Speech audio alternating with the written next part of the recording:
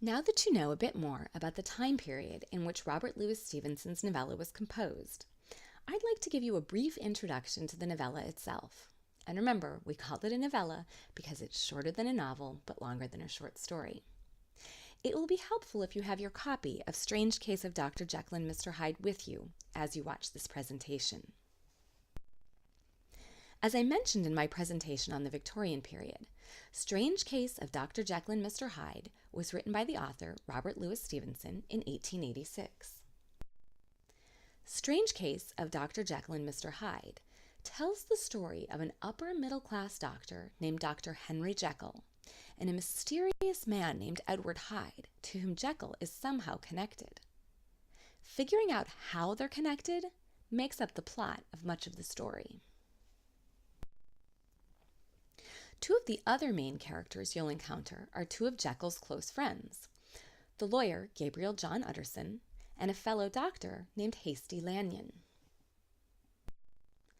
Utterson is both Jekyll's friend and lawyer, and much of the narrative is focalized through Utterson's perspective. By focalized, I simply mean that although much of the narrative is told in the third person, it mostly focuses on Utterson's perspective on events. Utterson spends much of his time trying to figure out who Edward Hyde is and how he and Jekyll are connected.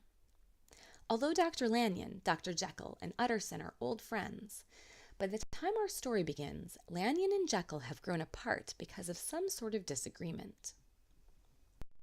As the story progresses, you will also meet some of Jekyll's servants, including his butler, Poole. The novella begins with a paragraph describing Gabriel Utterson to the reader. This first paragraph is probably one of the densest paragraphs in the whole novella, but it nicely sets up Utterson's character, so I wanted to start by looking at it together right now and breaking it down. Take a moment and flip to page 33 in your Broadview edition of Strange Case of Dr. Jekyll and Mr. Hyde. First, let's read the paragraph together.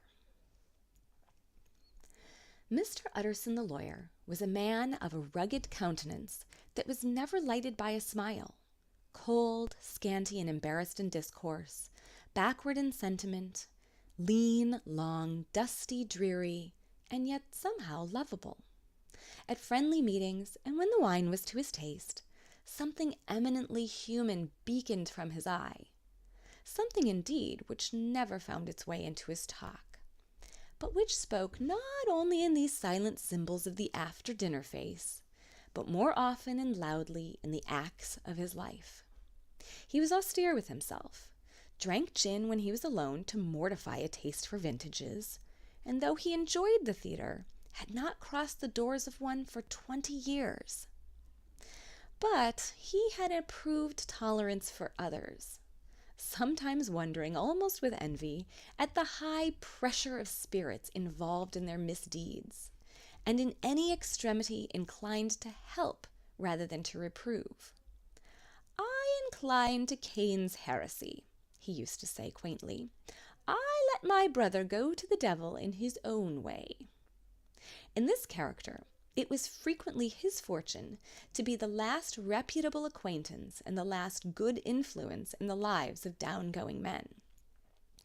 And to such as these, so long as they came about his chambers, he never marked a shade of change in his demeanor. Now I'd like you to take a few minutes and use your phone or your computer to look up some of the words you're not familiar with. Then we'll look carefully together at the paragraph.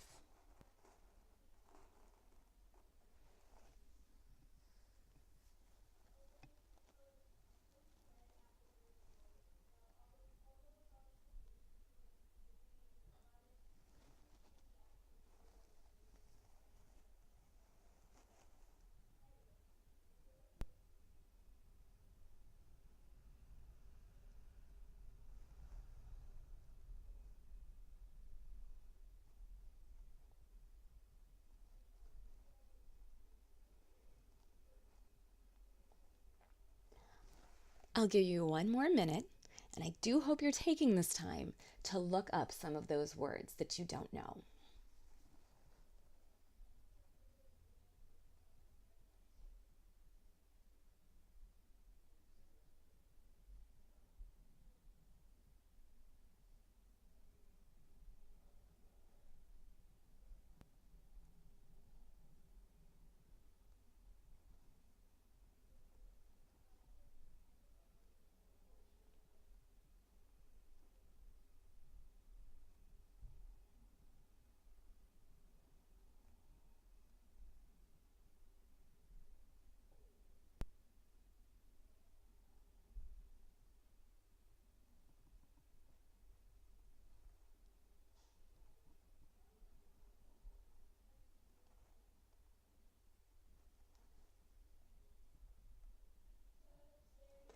Okay, why don't we now look at the paragraph together?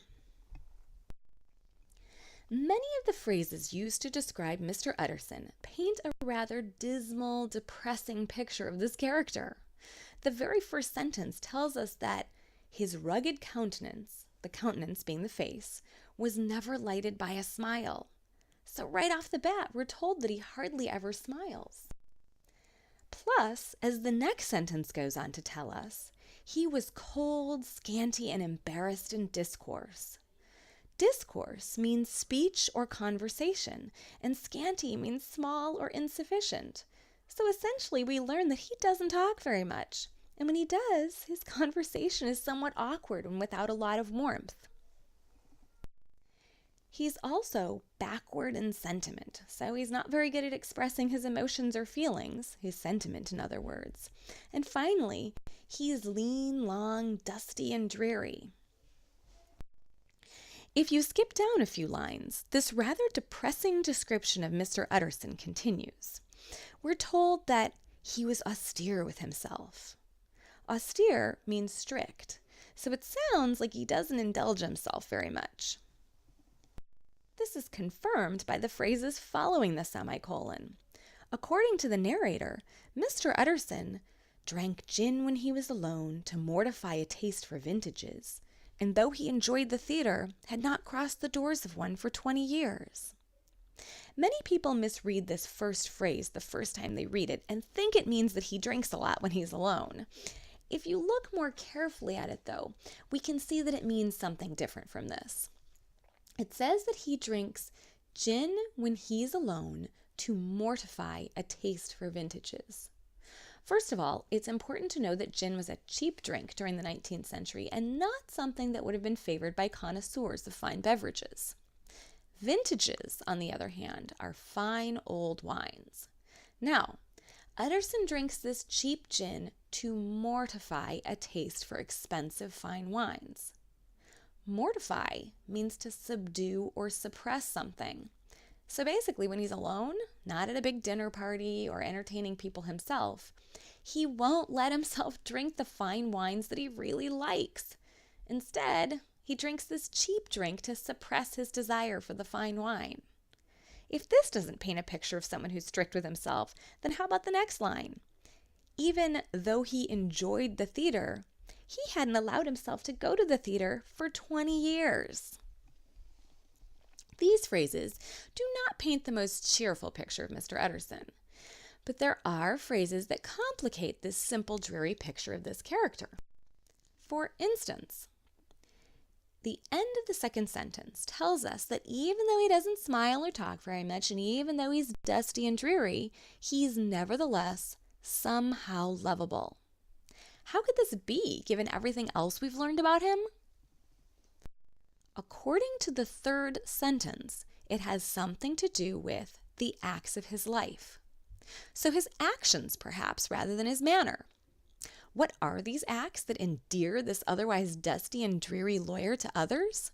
For the answer to that, let's look at the second half of the paragraph. We learn here that even though he's strict with himself, he had an approved tolerance for others, which seems to suggest that he tolerates behavior in others that he wouldn't in himself. This is confirmed if we go a little further, where we're told that he was, in any extremity, inclined to help rather than to reprove. An extremity in this case would mean a bad or difficult situation, and reprove means to reprimand or scold someone for something that they've done. However, when someone is in a bad situation, Utterson does not reprimand or reprove that person. Rather, he is inclined to help. This leads to him often being the last reputable acquaintance and the last good influence in the lives of downgoing men. So, men who are losing their place in society or perhaps their fortune due to their bad actions. As I said, this is probably one of the most densely packed paragraphs in the whole novella, so don't despair if you feel like you might not have noticed all of these details on your own. The fact that it is such a full paragraph is a big part of why I wanted to look at it together before you jumped into the reading yourselves. I also hope that looking at this together has set you up with some good habits. For instance, if you completely don't know what a word means, looking it up is probably a good idea. I also hope this has set you up so that you'll pay attention to other character descriptions when they come up.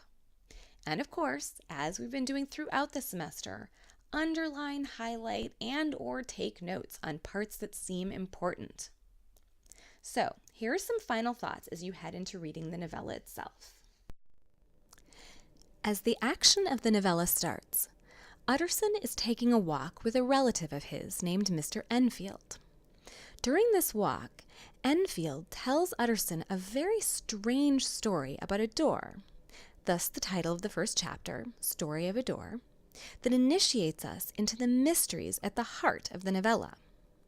I hope you enjoy trying to unravel these mysteries as you begin reading Strange Case of Dr. Jekyll and Mr. Hyde. For information on how to cite this presentation in your essays, check out the document on citing this video and the video introducing the Victorian period. That document can be found in the Essay 4 Materials folder on the Course Information and Assignment Sheets page.